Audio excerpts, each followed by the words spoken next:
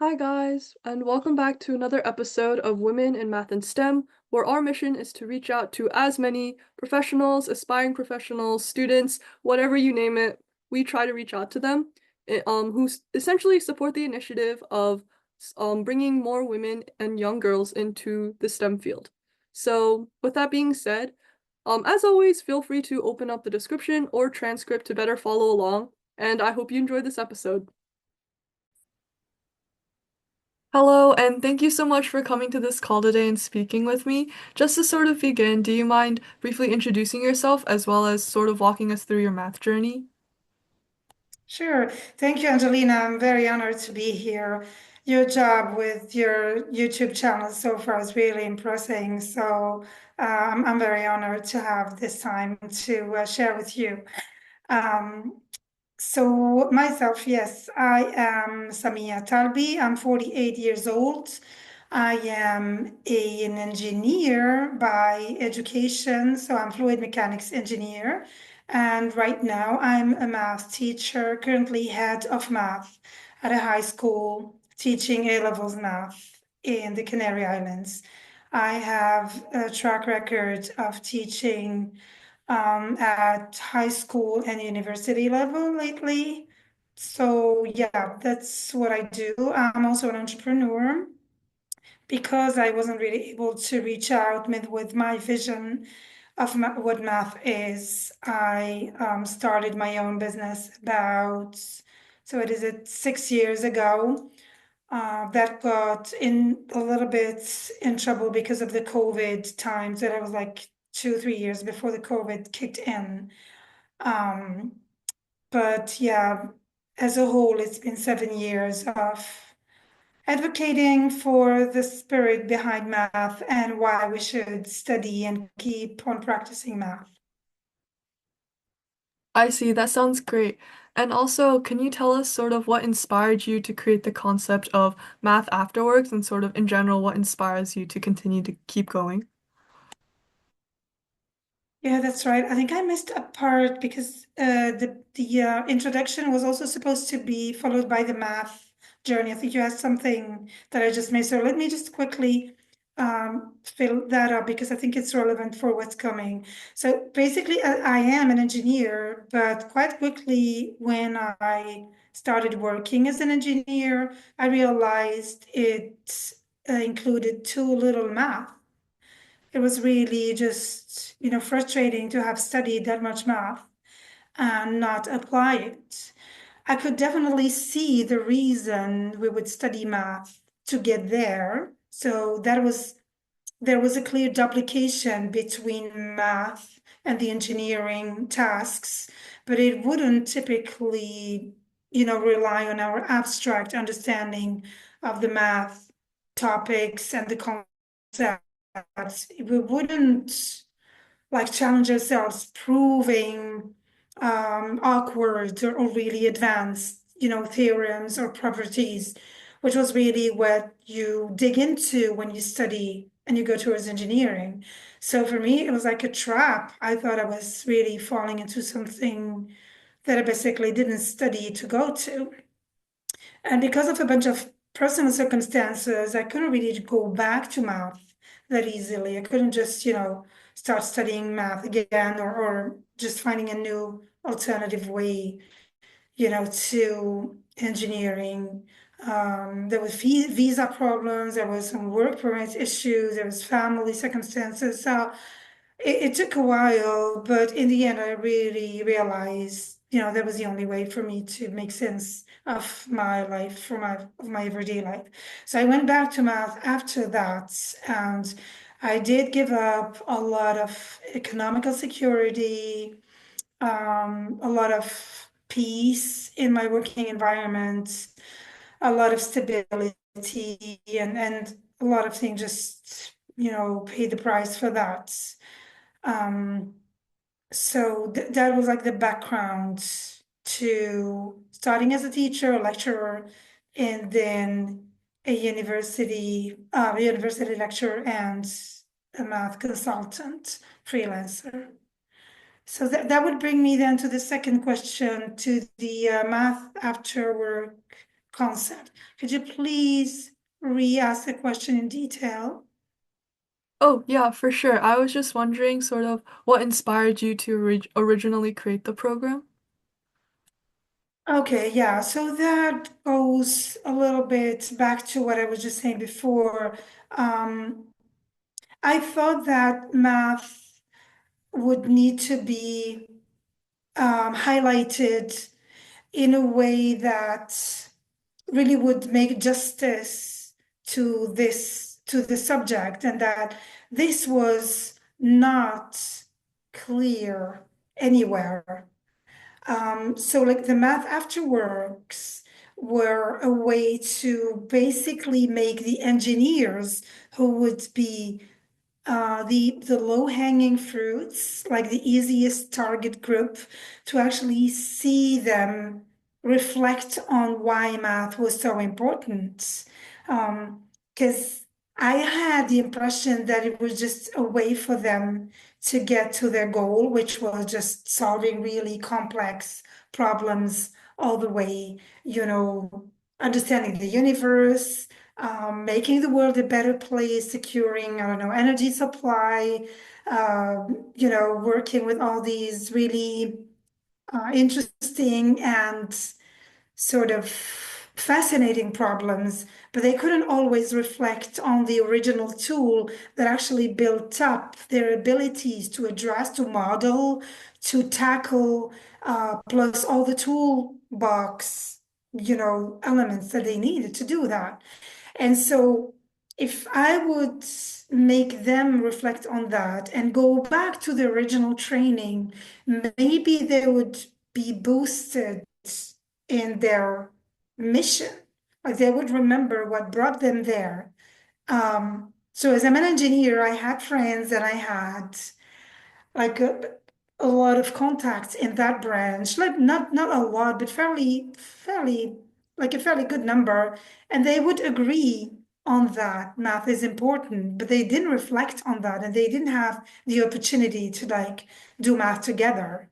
So would just sit down with their kids or stuff like that. But I thought it would be better to give it a framework and do it this way. And so I tried several things.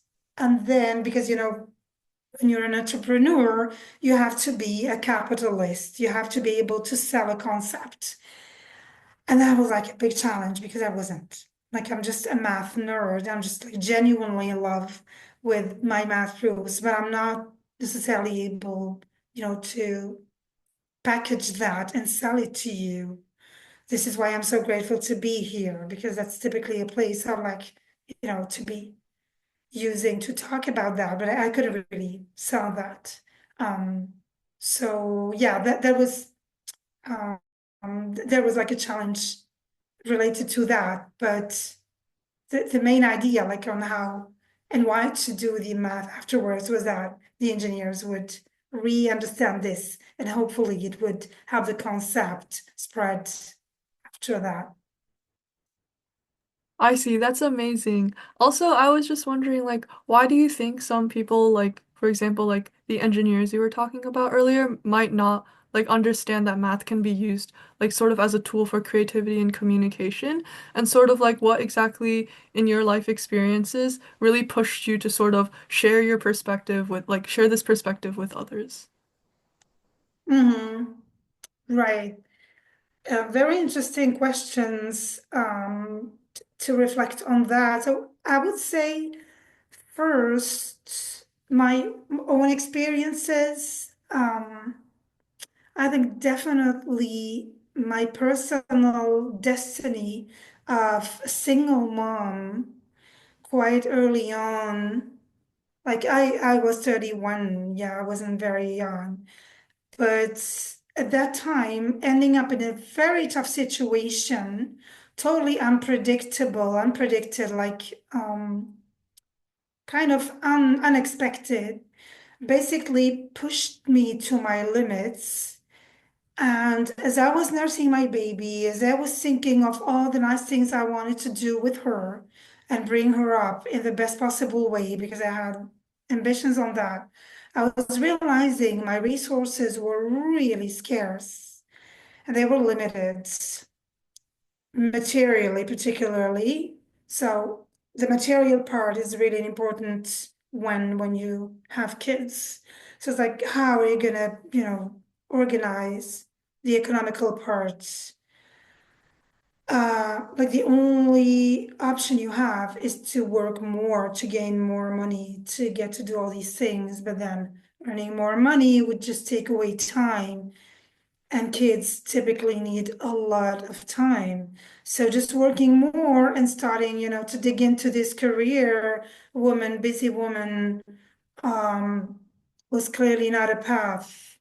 I was more relating myself to the Chinese tiger women who would basically give up their career to take care of the kids and, find meaning and just bringing them up really aware as early as possible, competitive, you know, um, not necessarily competitive, but really becoming the best version of themselves academically.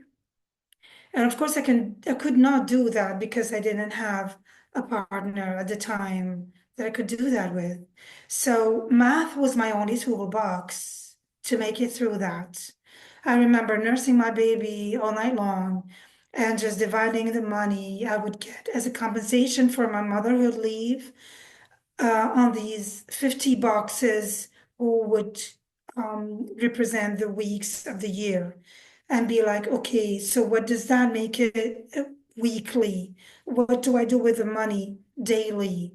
How do I lower my income? Sorry, how do I lower my expenses with respect to the income I'm getting? Where's the break even? How can I maximize the good expenses, and I started using washable diapers and like to just biking and like I was able to recalculate everything to be able to reach my goals, my personal goals. And it was a breathtaking situation, but it really, like math, made me able to prioritize whatever was important, even in terms of working out, the time I would be allocating different activities, what I could cut down on, like really dividing and multiplying and putting everything in percentage really made me organize myself. So that was like one really, what is it? Just an awaking sort of experience, a moment I was just waking up to what it is to be an adult and not having the resources. Because typically, when you study math, when you study STEM, when you're a STEM person, you will end up having a good amount of money. So usually, you don't end up in these um, thoughts like how you're going to manage with a scarce income. So that was one thing. As to your other question, like why math is typically not associated to an empowerment tool or to a tool that boosts our creativity, I would say, I don't know about that, Angelina. In Asia, for example, I am not very familiar with the Asian context, but I want to think things are different there, right? They might be really different. I do agree with you that in the Western world, typically it's not perceived this way.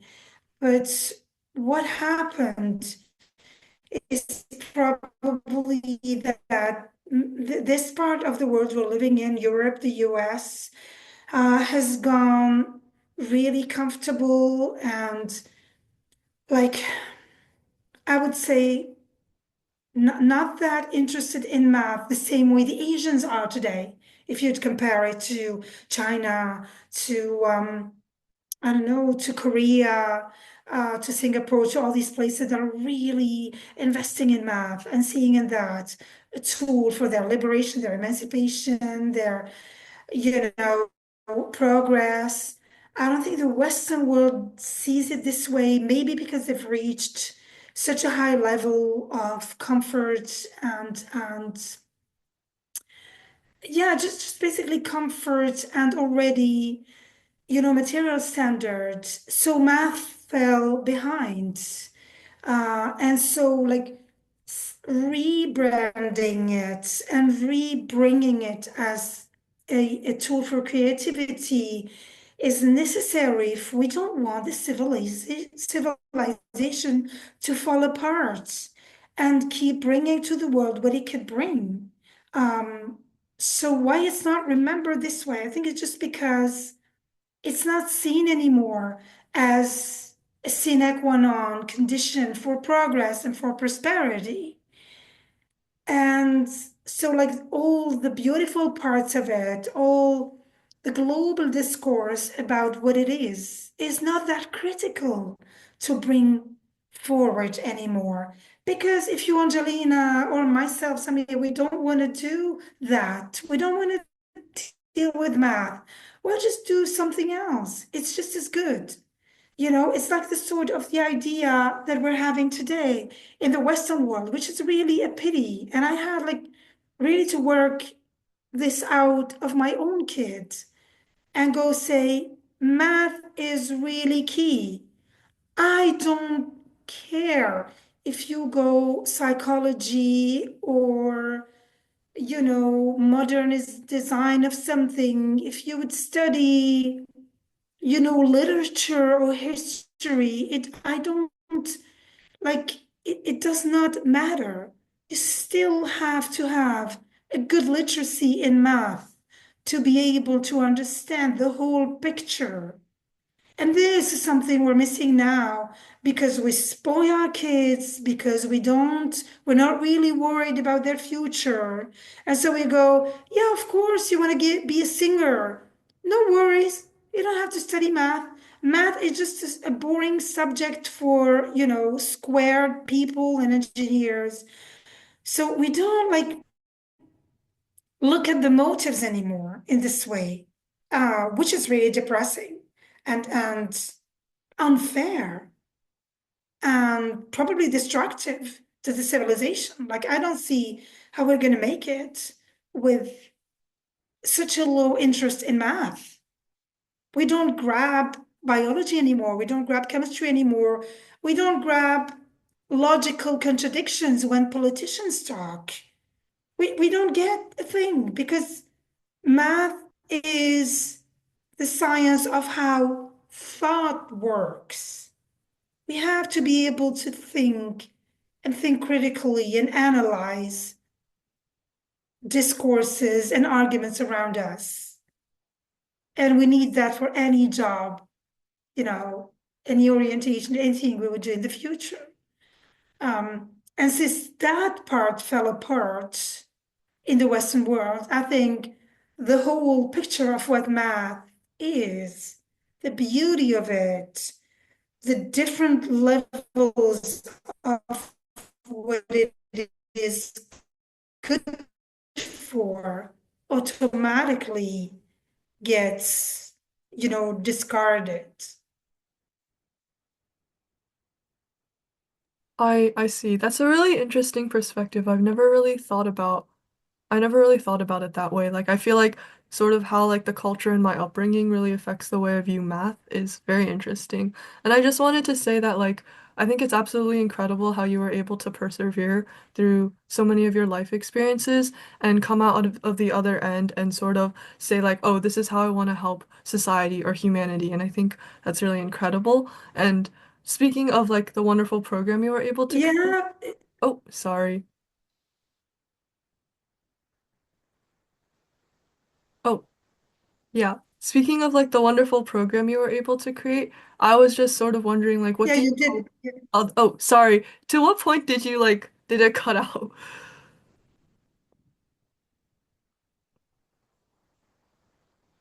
a couple of times. Would you mind repeating the question?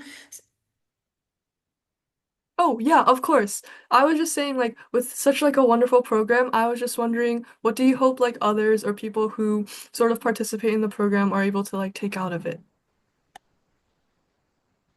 Yeah, the takeaway. Yeah, I think that the creativity is one part. The fact that math really sharpens your determination towards your goal, like makes you just think obsessively about a goal for the time you're working with that, and just kind of twist everything, put it at the service of the goal is also another takeaway, like how much more grit and determination you actually develop through that is for me a takeaway. So I know Angela Duckworth was speaking about the other perspective, like how much grit lies to in the bottom, like as a condition for being a good math performer. And my life experience really pointed at the other direction. It pointed at, you know, becoming good at math and working on that develops your grit.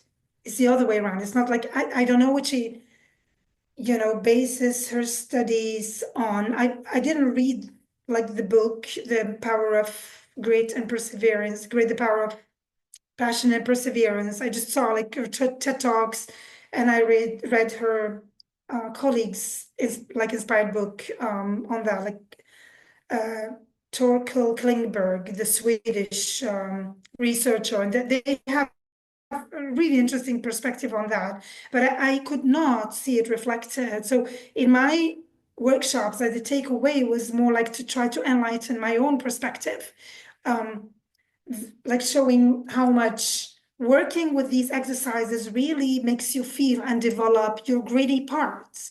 Like I'm not giving up until I win.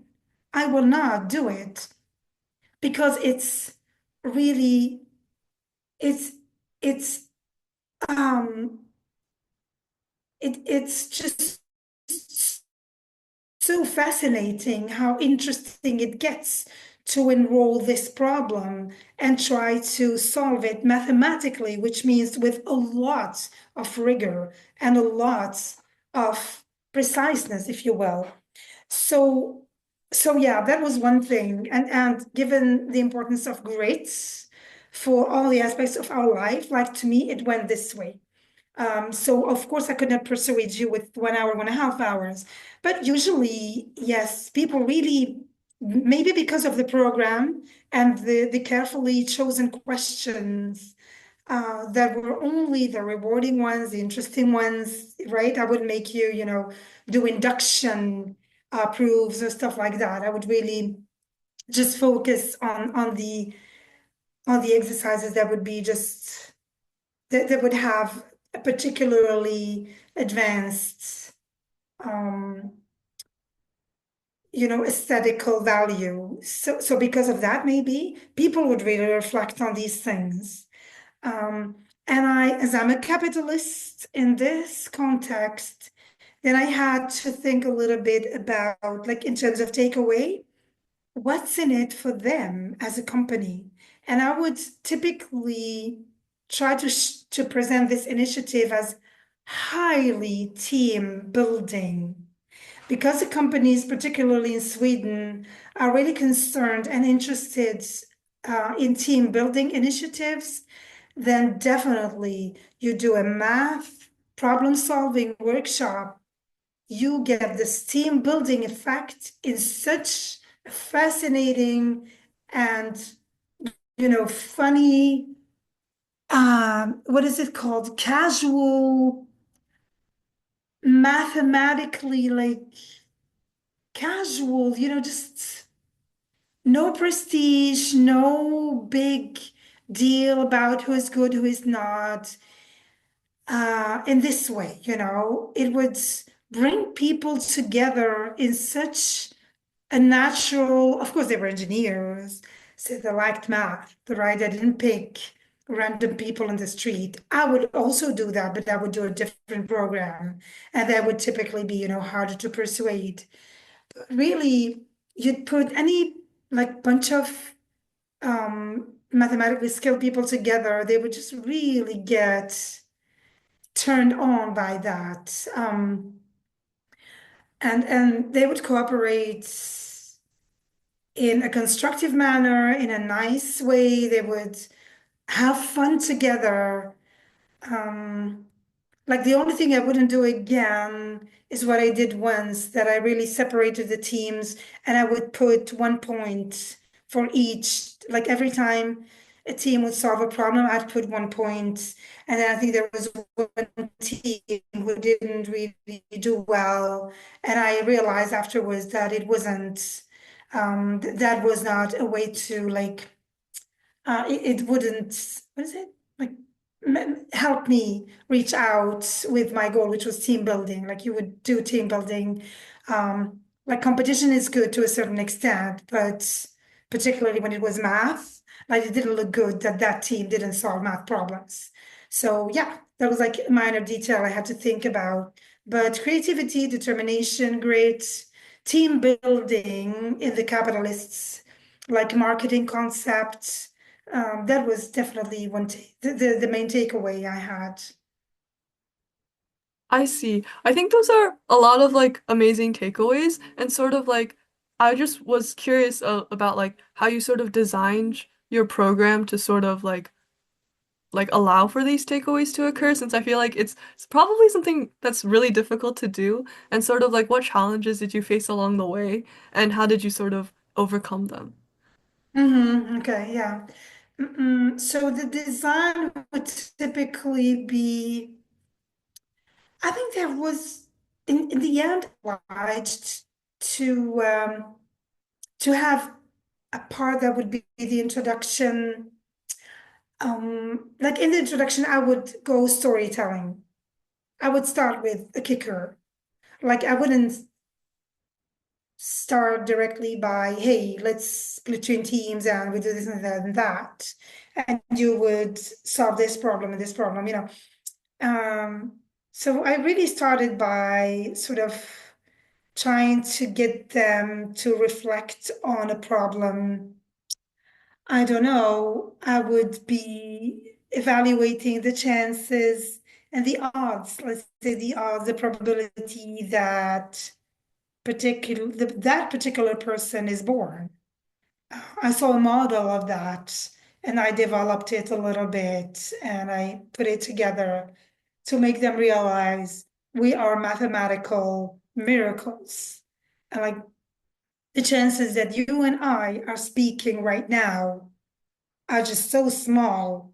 If anyone would have given us that chance to figure out or to just reflect on, it would be just beyond our imagination. It would just absolutely be incredible, and yet we're doing it. So there's a philosophical value on that. It's just basically, you know, there's a reason we're doing this, or that we should not be wasting a miracle, right? So how do we make most of it? Like kind of these things, like remember we're deadly, remember we're here, and this is a chance where the odds are actually here. Maybe it's not, you know, to be wasted on just looking like other people or doing what someone else does or did. I mean, it's worth it. It's your chance, and you should be doing something about it. Sometimes it was like that dramatic, you know, sometimes it would be like reflecting on this feminist movement who was trying to make an argument on that women worked or got less paid hourly, you know, than men did. And there was like this huge article on that that was called the 1603 movement. Because in Sweden, there's a strong feminist movement, and they typically come out, you know, with initiatives to like highlight how much, like the difference between women and men in different aspects. And that day, there was this article on the newspaper of a guy basically picking up on this movement because the movement was called in 1603. Typically, working days would go until 17 in Sweden. And so, because they recalculated the women wage, they found out that women basically worked for free, if you like, compared to men between 1603 and 1700. So between 3 minutes past four and five. They just made a recalculation. The difference of wage was so that if they readjusted, the wages, then women would just be working for free. And we're like, yay, give women the possibility to actually work for, they should get paid for the whole day and stuff. And so that guy was a mathematician, and he basically showed that their calculation was wrong. So because they didn't take a bunch of factors into account, I think they just took like generally how much women earned, and they divided it by the number of hours, and how much the men owned, and they divided it by the working hours a year. They didn't take into account sick leaves, maternity leave, and a lot of other things. Like the article was really, it was not demeaning at all, but it just showed like if you don't know math correctly, if you don't know how to freaking model a problem, you will not be able to push your cause forward. You will not be able to advocate for anything. Like in this case, women might be treated less than well than men economically. I'm not sure. I don't know. I'm not like saying either yes or no. But if we are advocating for that, and if we're bringing in numbers and percentages and stuff, we better do it the right way. Otherwise, we're just gonna, end up harming our cause, right? So bringing that up is also something that would just, make people reflect on the importance of math. So that would, typically be things we could start with. I think the cicada example is really nice too. So you have the cicadas, so the small bugs, and I will not like make the whole story for you, but the ones that survive are the ones who leave the earth in cycles. So that they would typically think live as bugs, and they go out to reproduce. They turn to butterflies or some flying insects, so they're able to meet and reproduce, and their eggs fall down, and then they become bugs again. They give birth to bugs and stuff like that. So what we see is that the species of bugs that survived are the ones who come out in prime in years that are prime numbers. And these are, I think there was 7 and 11 or something like that. And there's an interesting story as to why this actually works. And it has to do with the predators, because the predators typically also reproduce in periods that are the way they look. So if you look at the curve, um, like describing when the predators are maximum in number. So this, you don't want this peak to coincide with the time when the cicadas, the bugs, go out and want to reproduce. So for the curve not to meet, you choosing or using a prime number actually works, well. Yada yada. I mean, there's so many interesting stories to tell about math, and I would try to engage people around these questions. Have you seen my TEDx talk? Did you see that story? Okay, yeah, well, that's also like one thing I typically would start with at the beginning, and then I make people solve that. But that, I think that like humanizing math and giving it this touch, sort of warm touch, is a good way to make people like go back to it a little bit, and maybe just look forward to sit down with that. And then I will depending on what the group is, I would just adapt the questions, but I will always try to make them small exercises that would just pinpoint creativity and problem solving. It would range from small riddles then to more complex problems, but I would typically use geometry, particularly with engineers. Um, and Galileo Galilei said geometry is the language in which God wrote the universe, and to understand the universe is to understand its geometry. So I think there's something really divine about geometry, and I would work a lot with geometry to like change perspective, turn around a problem, and then suddenly see something different. It's really cool. Um, so yeah, that's the typical design of um of a math after work session, I would say. That sounds really awesome. I was also just wondering, like, from all of your experiences, like running the program and sort of running the sessions, what's been like the most rewarding experience? So I didn't get, you just disappeared from my internet connection. Sorry, could you repeat that? Oh, sure. So from like your experience running the program and running the sessions, what's sort of been your most rewarding experience? Other rewarding one. Yes, I think that probably when I get the feedback and I try to make the feedback as substantial as possible, so just as clear as it could get. And I found the papers. I had a look at them because I just moved to the island, so I still have everything in boxes. But I remember I would ask people to rate their problem solving skills, determination, creativity, um, like critical thinking, sense of analysis, and like skills like that are really important to become a good engineer, right? So I would ask them to rank that between, yeah, 0 and 10, and then they would just go through the session. And after that, I would ask them if they think like what the qualities would be boosted by regular math problem solving training. And usually I would, double the reward, like the ranking, the whatever the mark I got.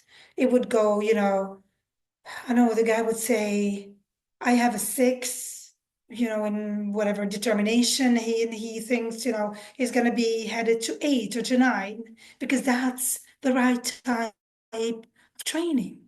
So definitely that was like a rewarding thing to have, like a feedback that would be concrete and that would show that my target group really agreed on that. Um, the problem and the challenges, I think it was a previous question. The challenges is that I never really broke through with the concept. I didn't really get there. COVID kicked in. We did less team building, like all of those activities just typically disappeared. And then I had another baby by that time. So I went a little bit on maternity leave.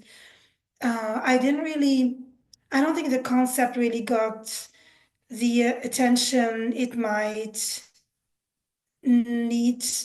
deserve, like frankly speaking. I think that people were really enthusiastic and they would agree. But particularly because I was in Sweden and because I was in Europe, and as I said, like the whole idea behind math is really falling behind and it's getting neglected compared to whatever, just having fun.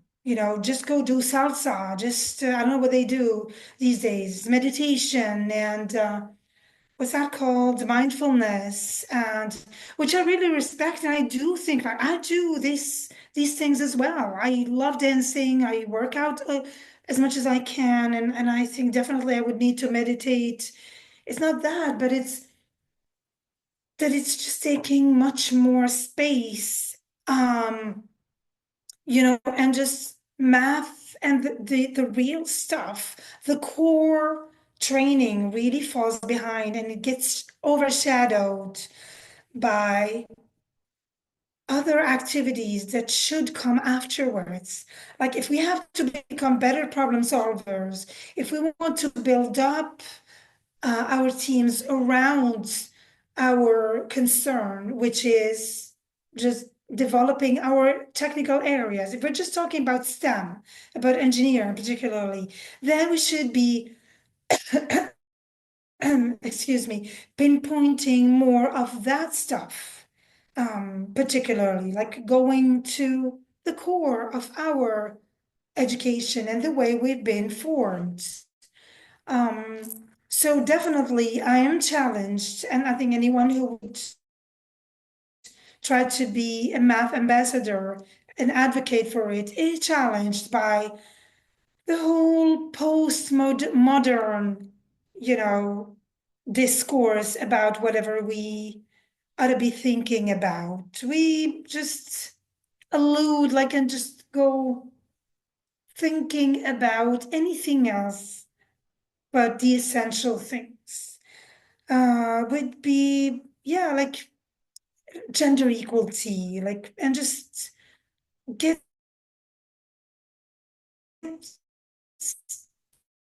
or like women's discrimination. We could just talk that.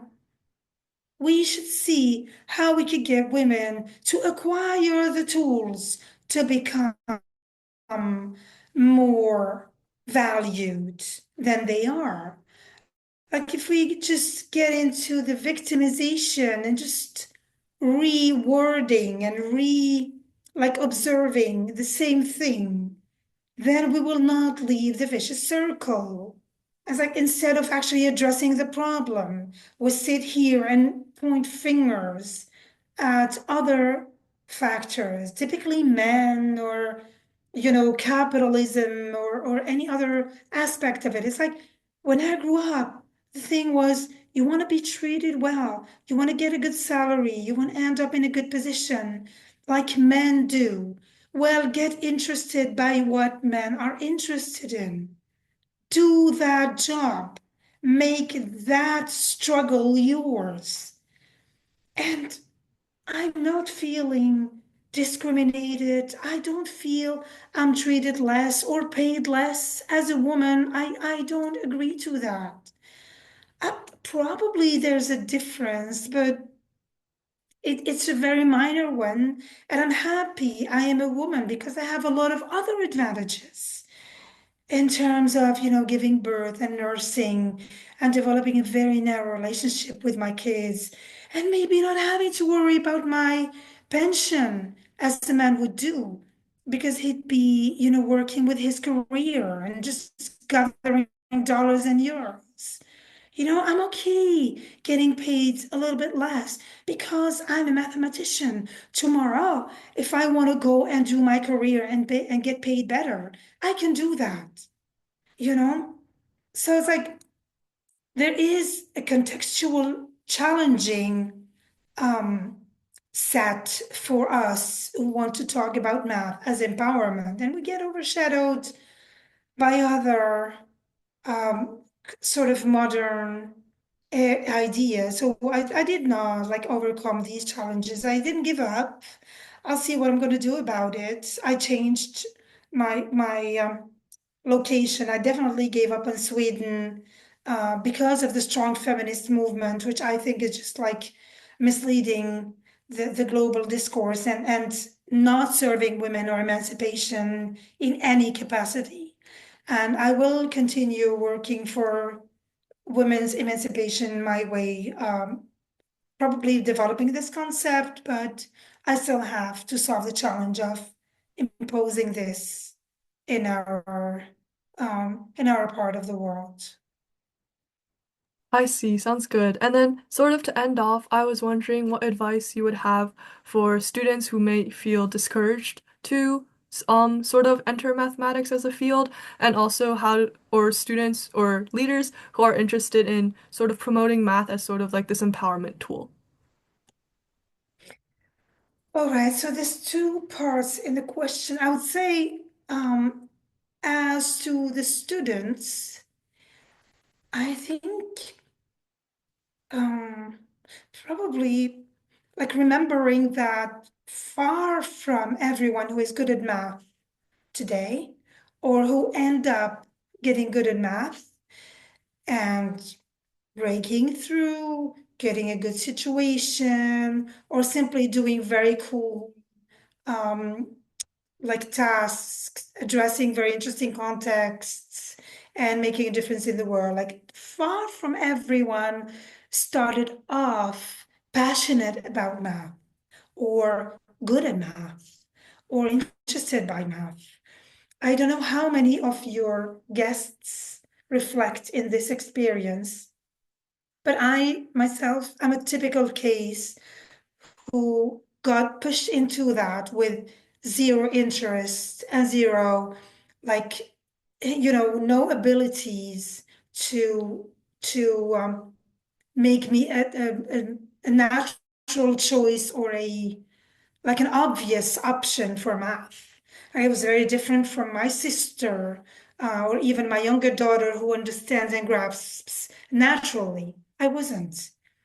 But then just because my daddy was keen on making us emancipated women and really get the engineering title, the engineering, degree a fact, I had no choice but just keep doing it because I really wanted to get integrated in my family. I wanted to make my daddy happy. I didn't know better. So I had a few circumstances that actually made me do it. It's much harder for kids today because maybe they don't have that well out on themselves with this output in mind. If I keep on doing this long enough, I might end up addicted to it, not only good at it.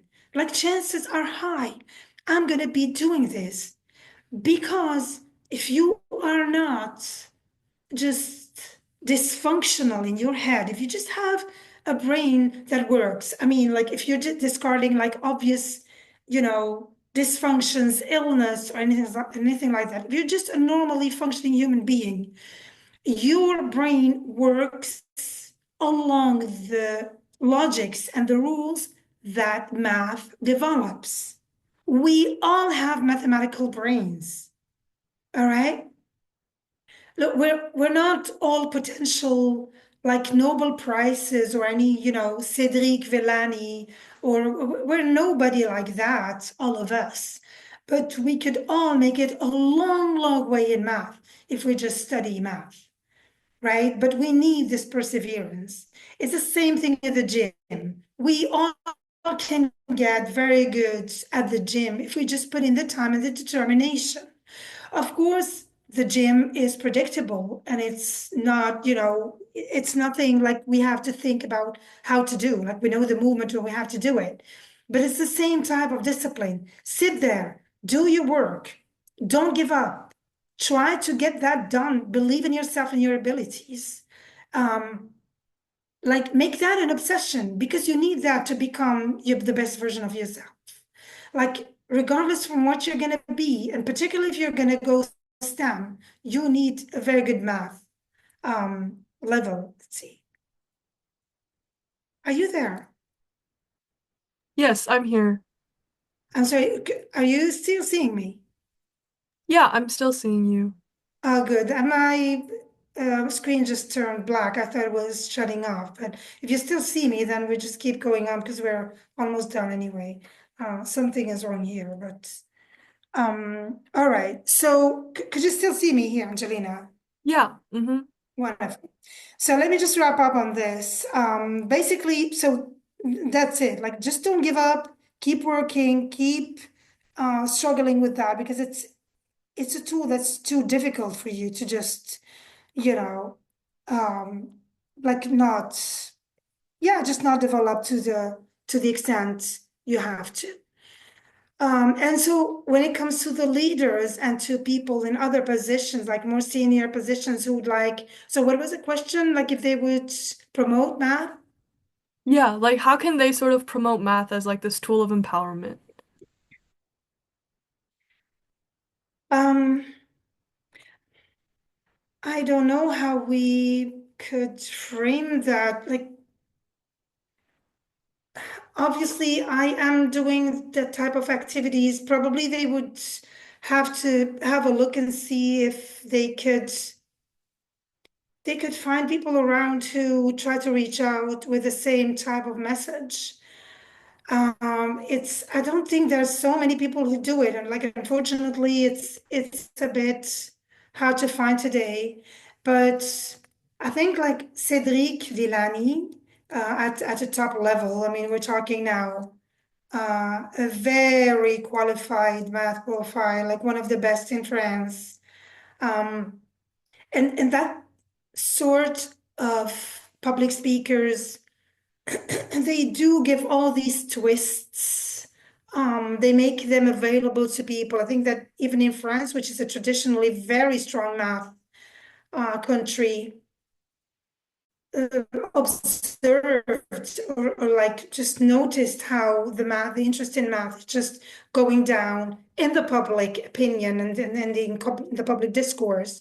So they have all these guys now who are able to promote math. And so they typically don't do what I do in terms of, you know, like, let's see, there's too much sun here. Yeah. So they wouldn't do any team building the way, I've been doing it. They didn't frame it this way, right? But they are able to inspire and to sort of give life to the discourse around what is math good for? Why do we need it? Why do we have to talk to our kids about it? Why do we have to get women into this field rather than going victims and waiting, like waiting for politicians to solve the equality, the gender equality gap with political measures and positive discrimination measures and stuff like that, Like there are people who speak as to why math is important. And these guys would be worth like diffusing and listening to. I would say if I were a leader, this is what I would organize, like forums around why math is key for my staff and what it teaches us. Um, I I'm not sure, like this is really a tricky one. Like, what could a leader do on this? I think we would need more initiatives, definitely with hands-on math. I was hoping my initiative would be copied and that like this naive sort of childish approach to math would just be, replicated. Just like let's do math together and see how strengthened we get out of this sort of. We would need more initiatives like that. So definitely for leaders to what did you say, to promote that in their staff or like, yeah, Yeah. Mm-hmm. like to make their employees think more about that. Like, it's not very easy today with the type of approach we have um, to math. So a lot of hope would lie on the young students, particularly women, to take their math journey, succeed, reflect on what happened, and bring the what's in it for me perspective around. Um, that's an area to be developed, Angelina. Like frankly, today you want to do it, you don't have a lot to lean on, I think. I see. Any or yeah. Sort of also like on the same note to end off, do you have any like last words you'd like to share? Um, yeah, there's always things to say about math. But when it comes to women and their like this perspective you have on why how to make women actually explore this side um, of science and knowledge. Like, how do we get women to end up in this area? It is really, I think that the last word would be that what I just said before. Um, we are not discriminated against because we're women. Like, my firm belief is that we fall behind because we don't do what we have to do to get in positions of power, respect, and like um just success, right? Um, Math could be traditionally a man field. There might be something in the brain. I'm not that skilled to express anything on that, but it doesn't matter. We as women have to take that struggle and do it if we want to get the results that men are getting, right? I do think there is an inequality, but I don't believe that the way we're addressing it today is appropriate or is like, the right way to pursue and to solve the problem. The solution is math. It's to do what these men are doing and get there. This will be liberation. This will be equality. Maybe not straight away. I understand. We get women, the engineers, they don't get the same pay, but it will become this way. Like, this is what we need. We need to conquer the same type of competencies that these men acquired by hard work.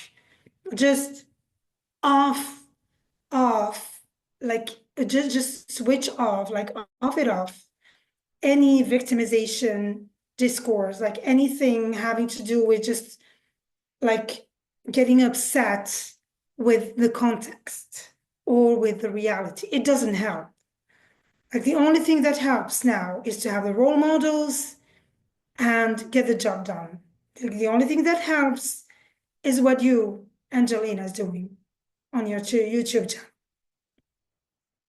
Oh, thank you so much once again for sort of coming to this episode and sharing your insight. It was absolutely amazing talking to you, and your insight is greatly appreciated. Thank you.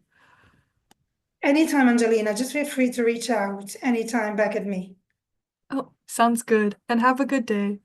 Good luck. The best of luck to you. Thank you very much.